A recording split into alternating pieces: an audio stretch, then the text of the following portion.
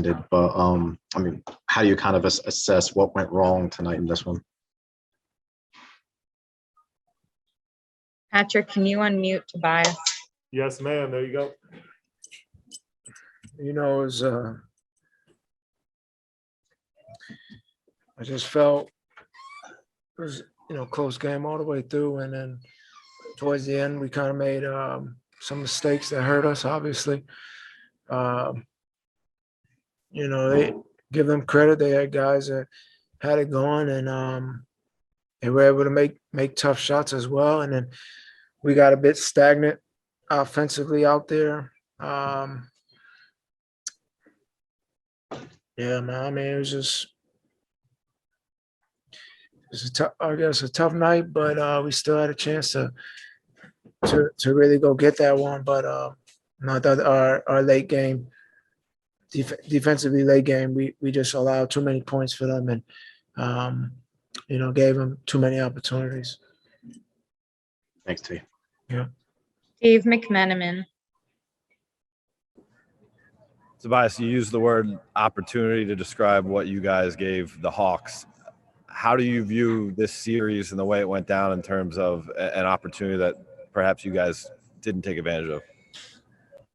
Yeah, as a whole, I mean, we gave them life from game one. And you got to give them credit too, because they took it.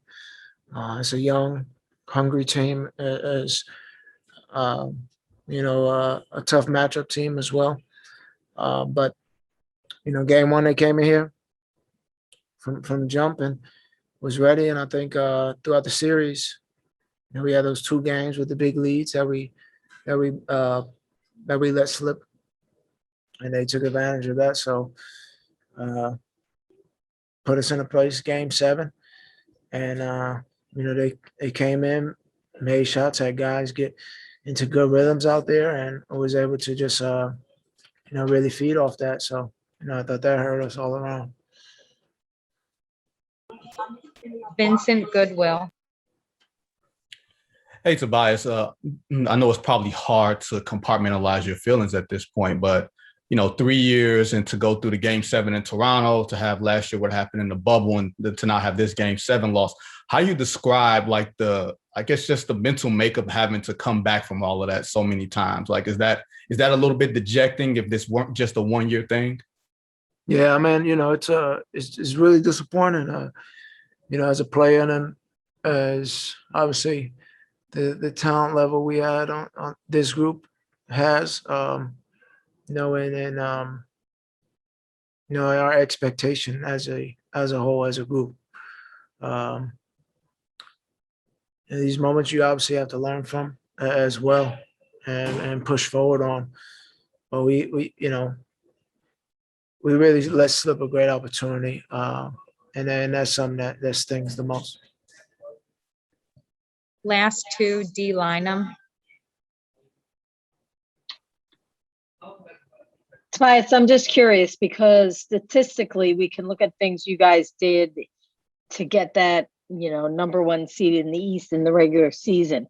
What changes so drastically different?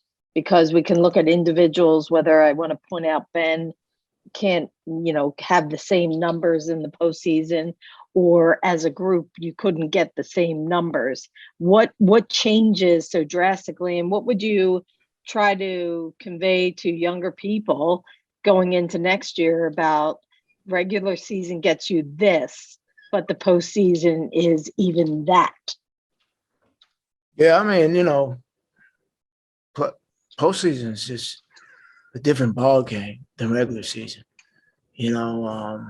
Regular season, running and going, and it's not real. It's not real defense. Regular season, I mean, it's postseason. It's every possession counts, and that type of defensive intensity is there from on both sides of the team. I mean, you're giving your best effort every time down, because playoff basketball becomes one possession basketball at the end of the day. So it's just it's a whole different speed, whole different feel to it.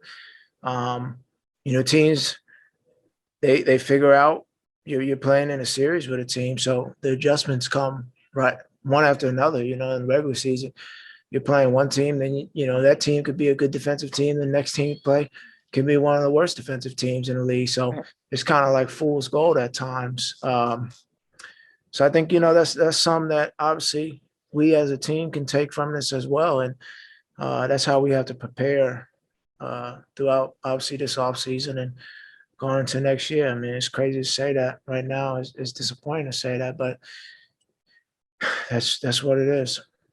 Tobias, if I could just follow up with one thing, just because I'm a person who studies demeanor of a group.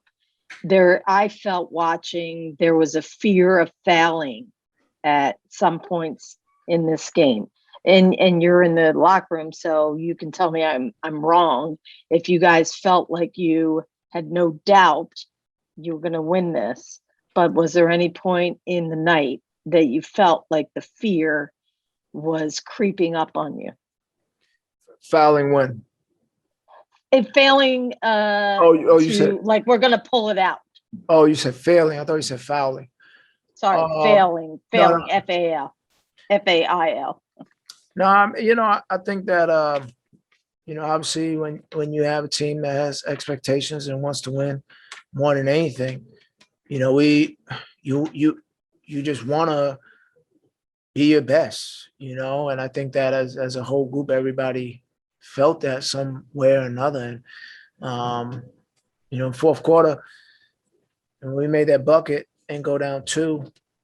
I think when we ran back on defense, there was this confidence in a group of, hey, we got to go get this. Like everybody wanted to get it. I mean, obviously, some of the whistles didn't go our way. That kind of hurt us as well. But that's part of it, part of the game in the playoffs as well. Thank Thank you, you. Tobias. All right. Seth Curry is here.